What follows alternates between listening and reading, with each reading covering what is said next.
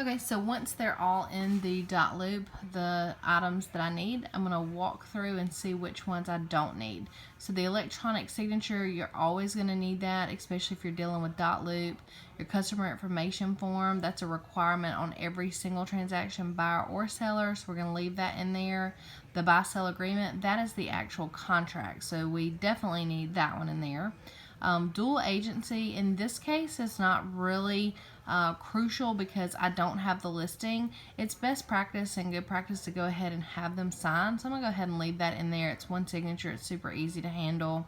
Addendum to the purchase contract, I don't need that right this minute, but I may later, so let's just go ahead and scroll that down there.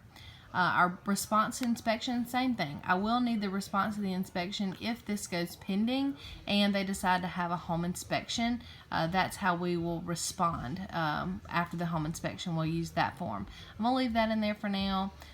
Buyer's agency, if you decide to use buyer's agency, that's more of a sit down, have a conversation with, in my opinion, more so than just send it out electronically. That's more of a conversation. I've already had that conversation, so I'm going to archive that. Contingency agreement, this one, they don't necessarily have to sell a property, but if we decide they want to, I may leave that in there for now. Counteroffer, again, we may have to use that later, but we don't necessarily need that right this second. And then the last document in here is our notice of ministerial acts, which we do not need in this case. That means that we do not represent the customer. But in this case, it's a client, so we don't need that one. So I hope this helps.